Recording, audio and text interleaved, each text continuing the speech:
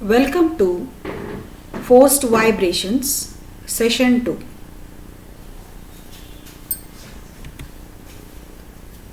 In the previous session, that is session 1, we have discussed about the introduction of forced vibration, and we have also derived the expression for forced vibration of undamped single degree of freedom system. In this session, we will discuss about the derivation part of forced vibration of damped single degree freedom system. In our module 4, we have discussed what is the meaning of undamped and damped systems. In case of damped systems, there will be a damper introduced in the classical spring mass system which opposes the motion of the body, vibrating body. So let us start with our forced vibrations of damped single degree freedom system. Consider a spring mass damper system having viscous damping and which is excited by a sinusoidal forcing function f of t. In the figure, we can observe a spring mass and a damper which is having a viscous damping. The spring is represented by a stiffness k and the damper, which is nothing but a dashpot, is represented by c and the mass is m. The body is under equilibrium position before the application of the sinusoidal forcing function. When the body is applied a force of F0 sine omega t, then the mass is displaced from the equilibrium position by a distance x, and its new position will be as shown in the figure beside. This is the free body diagram wherein the different forces acting on the body are shown. When the body is given a displacement of x, the body moves in the downward direction because of the application of the sinusoidal forcing function F0 sine omega t, and therefore the acceleration will be in the downward direction, that is x double dot. Now, analyzing the forces acting on the body, the forces are the spring force Kx, which acts in the opposite direction, and the damping force Cx dot, which also acts in the upward direction. As we have discussed in our previous discussions, that the inertia force will oppose the motion of the body, so therefore the inertia force is mx double dot, which is also acting in the upward direction. Now, from the free body diagram, we can write the forces acting on the system as: the external forces acting on the system are externally applied force, that is the force F0 sine omega t in the downward direction, the spring force Kx in the upward direction, the damping force Cx dot, which is also in the upward direction. Using this, we can write the equation of motion as mx double dot plus cx dot plus kx minus f0 sine omega t is equals to 0. Here we have taken the forces acting in the upward direction as positive and the force acting in the downward direction as negative. Further, since f0 sine omega t is with a negative symbol, we will take it to the right side of the equation. So therefore, mx double dot plus cx dot plus kx is equals to f0 sine omega t. Let us call that equation as 1. The solution of that may be written as x equals to xc plus xp, where xc indicates the complementary function and xp indicates the particular integral function. The complementary function is obtained from the differential equation mx double dot plus cx dot plus kx is equals to 0. Therefore, the solution of this equation is xc is equals to x e to the power of minus zeta omega nt sine omega dt plus phi. Let us call this as equation 2. The particular integral solution is in the form xp is equals to a sin omega t plus b cos omega t, where a and b are constants. Let this be equation 3. Differentiating equation 3 with respect to t, we have x dot p is equals to a omega cos omega t minus b omega sin omega t. Differentiating again the equation 4, we can obtain x double dot p is equals to minus a omega square sin omega t minus b omega square cos omega t. Here the two equations are named as equation 4 and equation 5. Now substituting the values of x double dot p, x dot p and xp in the equation 1, we write that m into the value of x double dot p, that is minus a omega square sin omega t minus b omega square cos omega t plus c x dot is nothing but x dot p, that is a omega cos omega t minus b omega sin omega t plus k into x or xp, which is nothing but a sin omega t plus b cos omega t. This is equals to f naught sin omega t. Let us call this as equation number 6.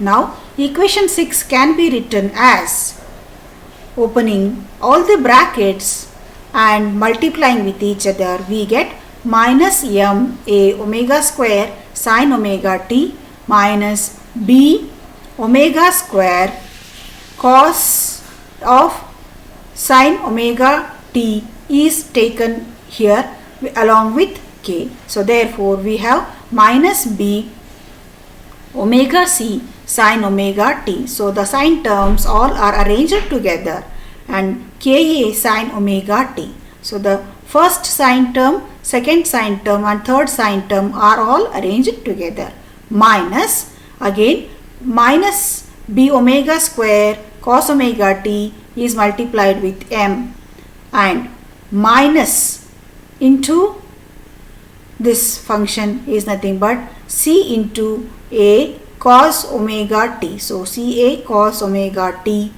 plus k into b cos omega t is equals to f naught sin omega t plus, since the right hand side doesn't has any cos term, we write it as 0 cos omega t.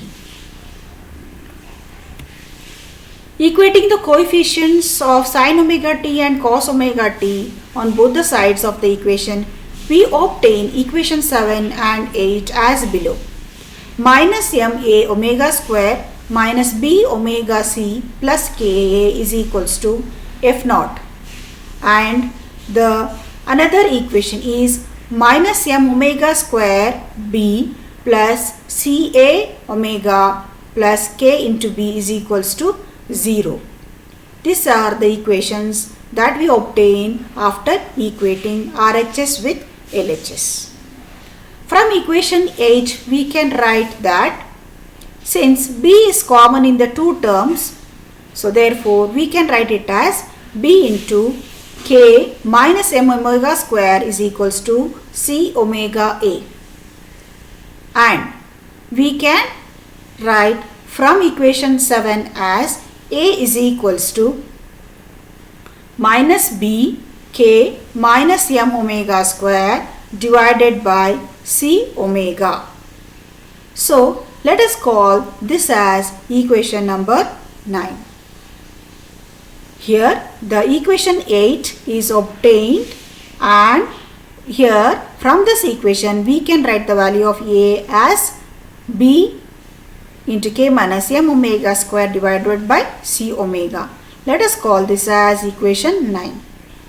Now substituting the value of a in equation 7, so we have minus m omega square, the a value is substituted minus b omega c plus k into again the a value is equals to f naught.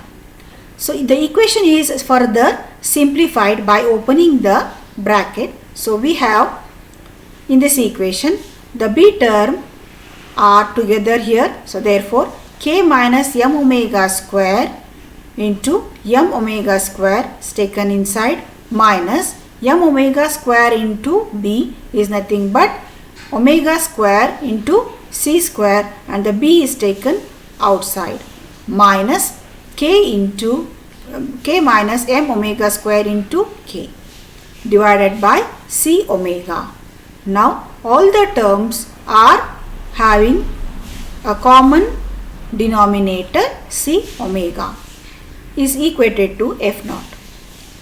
Now in this equation, if we simplify the above equation, we can write it as minus b k minus m omega square into k minus m omega square. So we have 2 times the k minus m omega square and plus c square omega square. Once the whole equation is multiplied by minus, we have minus b instead of b, and here the inside term becomes a positive term, divided by c omega is equals to f naught. So therefore b is equals to, we can write it as minus f naught c omega divided by k minus m omega square whole square plus c square omega square. In the above equation, here we can take the two terms k minus m omega square whole square to the denominator of f naught. So therefore b is equals to minus f naught and c omega is multiplied. So therefore we can write it as shown in equation 10. Substituting the value of b in equation 9, we can write as a is equals to f naught c omega divided by k minus m omega square whole square plus c square omega square into bracket k minus m omega square divided by c omega with a negative symbol. So the value of b that is obtained in equation 10 is substituted in our equation 9, that is this equation. So therefore simplifying this equation, we can try to write this equation as f naught k minus m omega square when c omega cancels, and this term k minus m omega square whole square plus c square omega square. Let us call this as equation 11. Now substituting the values obtained for a and b in our equation 3, we can write the particular integral function as xp is equals to f naught k minus m omega square divided by k minus m omega square whole square plus c square omega square sine omega t, that is it is nothing but a sine omega t plus b cos omega t. So therefore the b value is substituted here. It is minus f naught c omega divided by k minus m omega square whole square plus c square omega square and cos omega t as it is. Now this equation can be simplified and written such that the common terms in both the equations are written together here. So f naught divided by k minus m omega square whole square plus c square omega square. So this is a common term obtained in both, and in the bracket we are left over with k minus m omega square into sine omega t minus cos omega t, that is c omega cos omega t. Further simplifying this, we can write that the equation has the following, the first term as it is f naught divided by k minus m omega square whole square plus c square omega square as it is, and we can write k minus m omega square as x cos phi and c omega as x sin phi. So we have in the bracket now x cos phi sin omega t minus x sin phi cos omega t. Let us call this as equation number 12. In this above equation, when we try to square the terms where x square cos square phi plus x square sin square phi is equals to k minus m omega square whole square plus c omega whole square. And the right hand side we have the square of the two terms, and the left hand side we see that it is similar to x square cos square phi plus x square sin square phi. So we have cos theta plus cos square theta plus sin square theta when x square is taken common. So that it becomes 1. So we have here only x square on the left side. Then x will be equals to under the root of k minus m square whole square plus c omega whole square. And for this equation we can write the angle, that is phase angle phi, as equals to tan inverse of c omega divided by k minus m omega square. Let us call the equation as 13 and 14. Now the equation for particular integral function, that is equation 12, can be written as f naught divided by k minus m omega square whole square plus c square omega square and x sine of omega t minus phi, since it is in the form of sine a minus b. Now this equation can further be written as, since x sine omega t minus phi, so this is nothing but the root of k minus m omega square whole square plus c square omega square. So the value of x is written as obtained in equation 13, and sine omega t minus phi is written as it is. So this term is also retained as it is. Now we further simplify here so that the equation becomes f naught sine omega t minus phi divided by under the root k minus m omega square whole square plus c square omega square. Here we can see that when we multiply and divide the equation by this term, so we see that this equation gets cancelled and we have a square root for the denominator term, where phi indicates tan inverse of c omega divided by k minus m omega square. Let us call this as equation number 15. Now the complete solution will be x equals to xc plus xp, that is x e to the power of minus zeta omega nt into sine of omega dt plus phi plus f naught sine omega t minus phi divided by square root of k minus m omega square whole square plus c square omega square. Let us call this as equation number 16.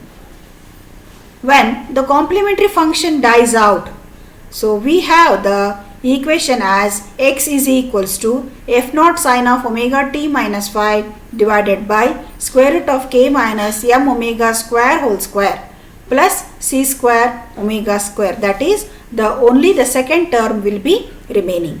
Let us call this as equation number 17.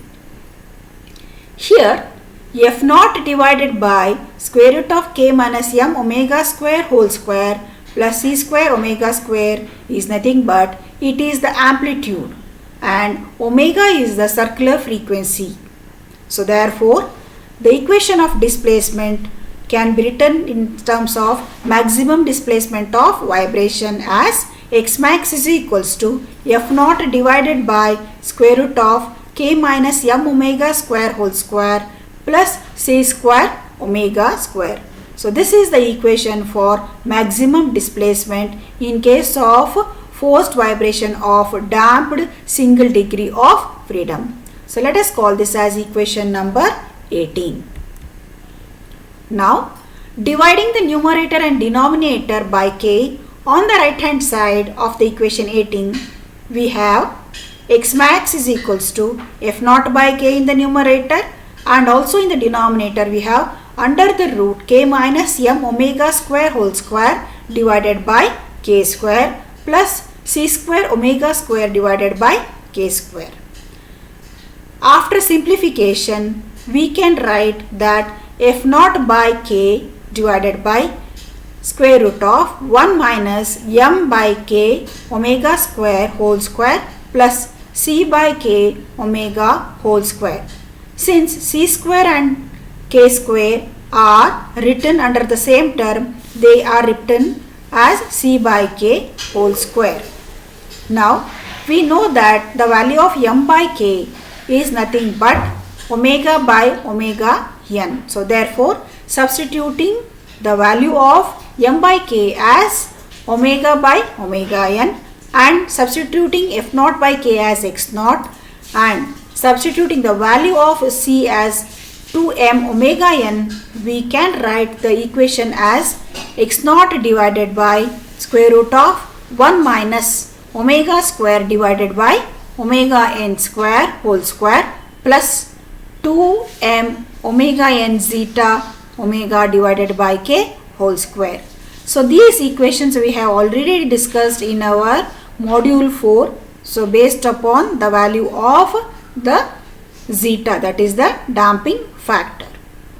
Here x naught represents the zero frequency deflection and x naught is nothing but f naught by k. We know that omega n is equals to square root of k by m, and we also know that c is equals to 2m omega n zeta. Using this equation, the above equation has been obtained. So therefore, the maximum displacement is equals to x naught divided by square root of 1 minus omega by omega n whole square under the root, and this is also a square term, plus 2 zeta omega by omega n whole square. So this is the equation of maximum displacement. Now we shall discuss some of the multiple choice questions. The first question is, the equation of motion for forced vibration of damped single degree of freedom system is. There are three equations given. Mx double dot plus Cx dot plus Kx is equals to f naught sin omega t. Mx dot plus Cx double dot plus Kx is equals to f naught sin omega t. Mx double dot plus Cx dot plus Kx is equals to f naught cos omega t, and the option D is none of the above. As we discussed, for a spring mass damper system with forced vibration, the equation of motion will be mx double dot plus Cx dot plus Kx is equals to f naught sin omega t. So therefore, among the given options, the right answer will be option A. So option A will be the correct answer. Second, when frequency ratio omega by omega n is greater than unity, phase angle decreases as A. Damping factor increases, B. Damping factor decreases, both A and B, and D. None of the above. The frequency ratio, which is nothing but omega by omega n, is greater than unity, and the phase angle will decrease because the damping factor is going to increase. That means when damping factor increases, the frequency ratio will be greater than unity and phase angle will also decrease. So therefore, the right option will be the option A. Hence the correct answer is A. The third question, what is meant by phase difference or phase angle in forced vibrations? Options given are difference between displacement vector and velocity vector, angle in which displacement vector leads force vector by f naught sin omega t, angle in which vector lags force vector f naught sin omega t, and D. None of the above. As the term itself says, it is the phase difference or it is the difference in the angle. So therefore, the definition of phase difference or phase angle in forced vibration is angle in which the displacement vector will lag the force vector. So therefore, the option will be C. So therefore, the correct answer for the third will be answer C. Next question. The equation of maximum displacement for forced vibration of single degree of freedom system is, as we have just now discussed, the equation of maximum displacement of forced vibration, we have X max is equals to F divided by square root of K minus M omega square whole square plus C square omega square. In the above equation, we can see that the displacement is given as F in the numerator in the first option. In the second, it is given as F naught divided by square root of K minus M omega square whole square plus C square omega square. And in the third option, we have X max is equals to F naught divided by under the root K minus omega square whole square plus C square omega square. And in the last option, we have X max is equals to F naught divided by under the root C minus M omega square whole square plus K square omega square. When observed carefully, we can see that the maximum displacement X max is equals to F naught divided by square root of K minus M omega square whole square plus C square omega square is the right answer for the equation of maximum displacement for forced vibration of single degree freedom system. So therefore, the right answer will be option B. With this, we come to the end of this session. Thank you.